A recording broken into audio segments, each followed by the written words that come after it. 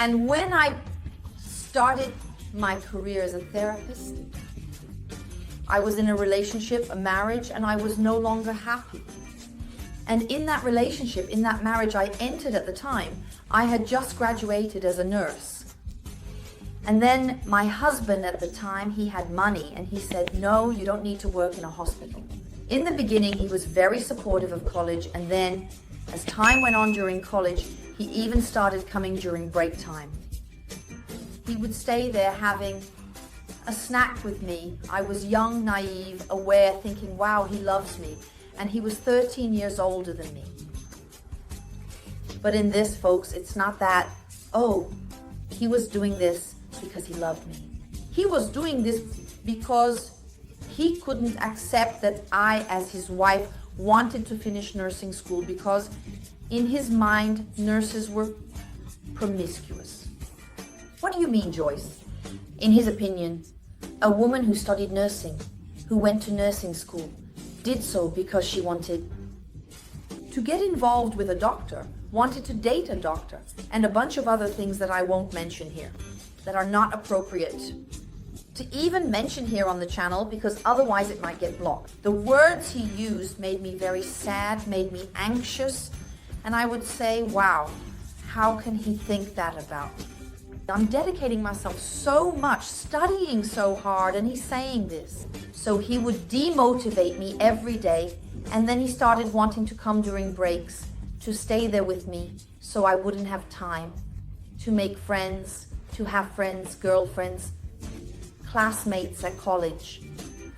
But this, folks, as many women confuse, thinking it's love, right? I also thought it was love, that it was dedication. And he would say to me, he would say, Joyce, I want to see you find a man like me who takes care of you, who looks out for you, who won't let anything bad happen to you. He suffocated me. He wouldn't let me live. He wouldn't let me be who I was. In short, some time passed. I was already in this marriage, I think for about 4 years. I wasn't working because at the time he said, no, you don't need to work. I have money, I can provide. And living that love, he wanted, no, you have to be ready to get pregnant. Let's do tests for you to get pregnant. Because I wasn't getting pregnant, we went through various methods. No, let's do artificial insemination. And then I said, no. He said, no, I don't want to. But how come you don't want to? I don't want to. I was already, folks, his third wife, okay? And besides being his third wife, he cheated on his other wives. And when I was with him, he didn't care about his children. His ex-wives would call, demanding the overdue child support, asking him to pay attention to his children, demanding a series of things. And thanks to the good Lord, I opened my eyes and started to become aware. I thought to myself, if I have a child with him, I will probably end up separating from him later on too. And my son or daughter would be abandoned in the world. And he insisted that I get pregnant. And something inside me said, no, Joya, you will not get pregnant. It's not the right time for you to get pregnant. I had so many dreams, people. I had so much desire. I really wanted to be independent. And from the moment I married him, before I married him, I had my job, I had my car, and then I got married. And then I became a completely dependent woman. Because in this whole, no, I love you, I'll give you everything, you don't need to work, my woman doesn't work thing, he took my car, exchanged it for a better car, it's not here. And then what happened? I started to lose myself over the years. I began to feel unhappy. I started to feel like a superficial woman because I was at home all day. He wanted me to be a housewife, to take care of the house, to go to the market. He wanted me to have the meal ready. He wanted to come out of the shower and have his underwear there with the towel, everything neat.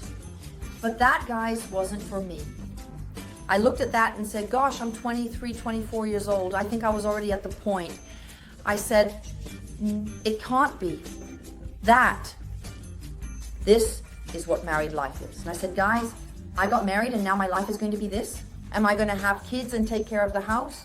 I said, I don't want this. I don't want this. and I've always been a very curious woman. I've always liked reading things about sexuality since I was young.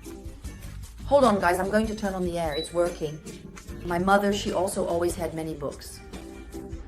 It's about relationships. And I've always been interested in this subject since I was young. Until one fine day, married, I said, you know what? I'm going to take a course. I'm going to study. Even though I'm not working, I need to study. I need to do something. I'm feeling unhappy. And with that, I started to feel bad. I started to get into a slump because it was the whole day at home watching soap operas. Taking care of the house, literally, because I was a terrible housewife. We had several arguments because of that. I couldn't meet the expectations he had of me. Because that wasn't me. Do you understand what I'm trying to say? He wanted a woman, but that woman wasn't him. He wanted to change me. While I wanted to be there with him, but doing the things I liked, the things that made me happy, and I accepted him as he was, he didn't. He wanted to change me. He started saying, no, but why are you going to study? I give you everything. Why do you need to work? You don't need to work. There are 2 maids at home. Why do you go to the market alone? No, the house assistant, the domestic worker, she will go with you. So it was all the time I was surrounded. I was being watched. And that started to give me a sadness, a bad feeling, such great anguish, I would say. My God. I didn't have a job. I was totally dependent on him for everything. When I married him, I had a car. He sold my car. Then he gave me a much more expensive car with a payment book this thick. So I was completely tied to him. Then, guys, one fine day, I was almost falling into depression. 2.5 years married, we were already doing couples therapy. And then one fine day in couples therapy, but without him, that day, I scheduled a session alone. The therapist said, Joyce, what do you feel like doing? If you could do it, forget about your husband. What would you like to do? I said I wanted to go back to work, feel useful. I wanted to feel motivated. I wanted to be able to help people. I wanted to work with sexuality. And I remember, guys, that at the time, I told him like this. Then he didn't, really, guys. It was to another boyfriend before him. Oh, my dream is to have a sex shop. Guys, this was about 10, 12 years ago. I said I wanted to have a sex shop. A sex shop, huh, guys? And I was excommunicated. My woman having a sex shop, are you crazy? If you keep, Joyce, with this idea of wanting to open a sex shop of this kind, I won't date you. Is this something for a woman? And a bunch of other things. So guys, I've always been in toxic relationships. My father was a toxic person in my life, and he knows that, okay, guys? So much so that he might watch this video, but he knows I've already told him that. Machismo always prevailed in my family. So hearing that from a boyfriend would probably be the same opinion as my father's. And I would, repress myself, close myself off. Then I married, going back to the marriage, told the psychologist I wanted to work with sexuality. I wanted to be happy. But my husband, guys, at the time, didn't accept it. And I liked him. But I was falling into that beige, that deep depression. And then I said, I'm going to study, I'm going to take a course. I went to take a course in tantric massage. Why, folks? Besides everything, he was a man who wanted it all the time. I can't say the words, right? So that YouTube doesn't block it. He wanted it a lot all the time. He had a very high drive, a very strong sexual energy, and I couldn't keep up. I said I'm going to take another course there. I already knew it, but we weren't going to take the course to apply it at home. When he found out that I did it, I was practically disconnected. That's it. Wow, you can't imagine. And more I was closing myself off. I was getting sad. I was making mistakes. My God, this can't be possible. Why? For me, it was something natural. For me, when I went to take a course like that, it wasn't a course like, I'm going to learn how to do massage for the skin. No. I started studying. I started learning things I didn't know. I started to fill that little void that was in my heart. I began to feel that it was meant for me. I said, wow, I would love to work with this. Then, one fine day, I got home and said, look, I want to work with passage and singing. I want to be a therapist so much. And that's when the end of my marriage began, folks. He didn't know what it was at the time, as it was many years ago. It was something that almost everyone knew. And when he found out that it was a therapy where we would, help people increase their libido, have more sexual energy, gain body awareness, more consciousness about their pleasure, and work with sexuality. Then he got upset. And then, folks, it was the moment in my life when I had to say, Joyce, it's now or never. I know, folks, why I'm telling you this story. Because I was criticized from all sides. I was criticized by him, who was the person I loved, whom I chose to be my husband. I was criticized by friends. I stopped being invited. People started to exclude me because they no longer wanted to go to their house, because they said, wow, Joyce is working in the massage business. Joyce became a prostitute. Joyce became an escort in Sao Paulo. Oh, she's working in a massage parlor with a happy ending. But at the same time, people were saying that that hole, that emptiness, that bad feeling, it was fading away. And I felt like I was healing. That hole in my chest, it no longer existed. Did it hurt me when people talked about me? It hurt me. Did it hurt me when people judged me, called me out on social media, insulted me? It hurt me. I lived in a small town, folks, where everyone in the town started talking about me. And then one day I stopped, thought, and said, you know what? I want to be happy. The people who are talking behind my back, they have no idea how I'm feeling. They have no idea how I was feeling before. They didn't know I was feeling down. They didn't know I was almost falling into depression. They weren't there to follow my routine, my day-to-day life. Until one fine day, I came and said, look, you know what? I'm going to work as a tantric therapist. My goal will be to bring Tantra, to talk about Tantra, about sexuality, about things that make people happy to the world. If you want to stay with me, okay. If you don't want to stay with me, that's fine, because I'm going to be happy. In the beginning, people judged me, oh, she's turned into this, turned into that. All right. Is that your truth? Is that what you believe? Okay, I won't argue. And then, folks, I started to cover my ears and become a bit blind to the negative comments. And I can tell you that it was from the moment I set aside others' opinions that I went on to do it. What I really wanted, what made me excited, despite all the consequences, was truly what left me thinking. It was what filled my life and my heart. It was what gave me joy and the desire to live again. I know that many women have this desire. To be a mother, to get married, to be a housewife. But many women also, like me, do not. Many women like me like to have their freedom, like to acquire their financial freedom.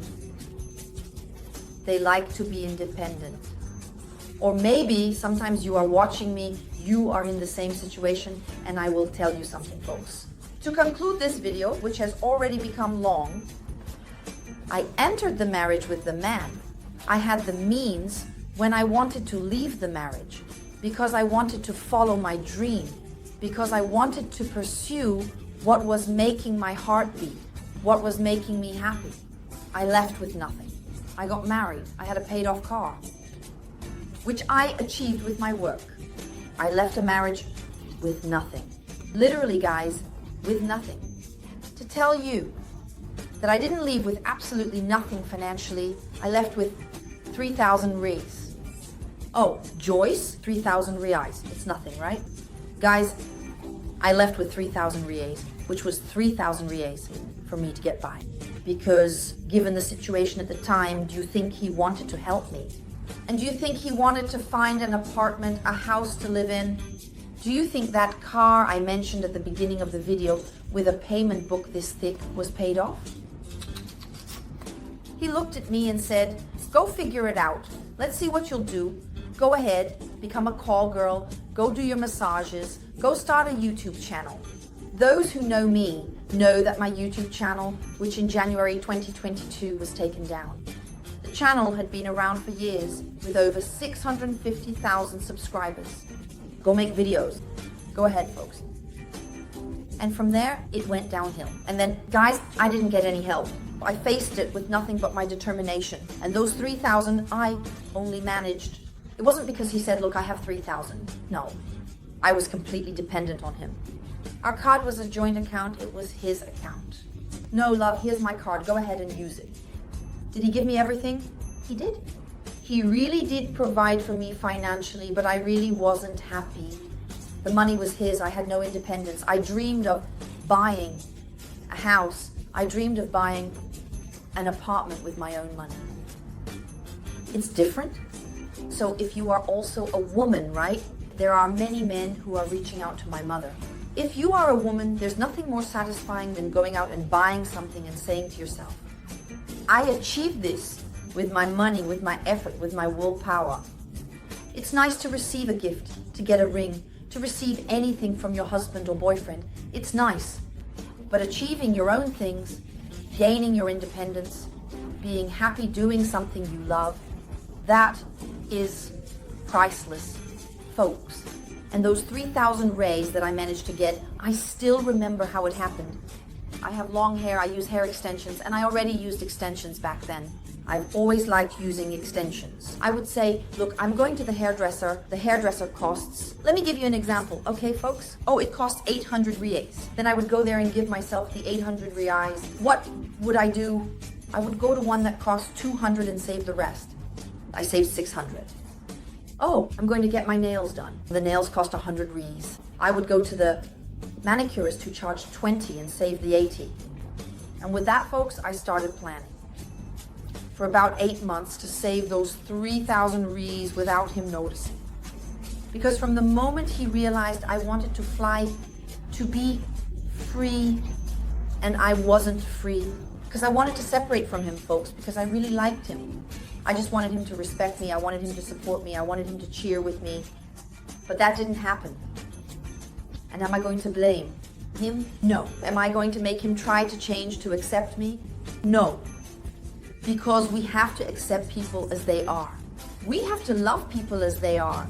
So if you are in a relationship where you are not happy, where you are unhappy, where this emptiness is already starting here in your chest, where you are already feeling bad, stop, breathe, reflect, really see what makes you happy, what you want to do. Guys, I went through so many judgments in my life. I was called so many things in my life, but it was worth it. Everything, every situation I went through, every tear I shed, it was very worth it for me to be here. Today, I am, let's say, a happy person. Of course, there are many moments when sometimes I am sad, upset about something in day-to-day life, but I am happy. I managed to achieve my financial independence. I managed to buy a big car. Later, I managed to trade that big car. I managed to reach my goal, which I told my psychologist back then was to be able to help people. Today, I teach self-esteem courses, tantric massage courses, which help people save their relationships. I help women free themselves from this prison, which many live in like I did. I help men come out of depression, so I am able to help people in a different way, with what is my work as a tantric therapist, by bringing joy, bringing a smile, bringing a word to you. But that's what motivates me. It's not being married to a rich man. It's not me. Here, love, card, go, buy a bag, shoes. No. So, what is this video meant to tell you? What is your motivation? What motivates you? What makes you excited? What is your ambition? What do you feel like doing? Oh, Joyce, what motivates me is, I don't know, traveling the whole world. Why aren't you doing that?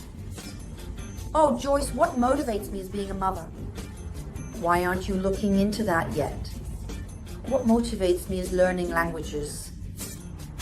Why aren't you learning that? Understand? Go after your dreams. Run.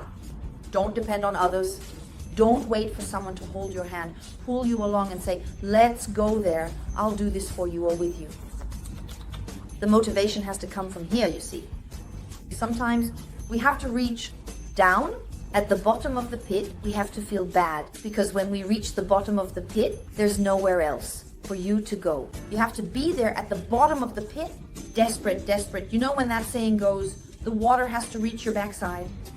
Because when you are at the bottom of the pit, it's the best moment for you to grab and make a mistake in this life.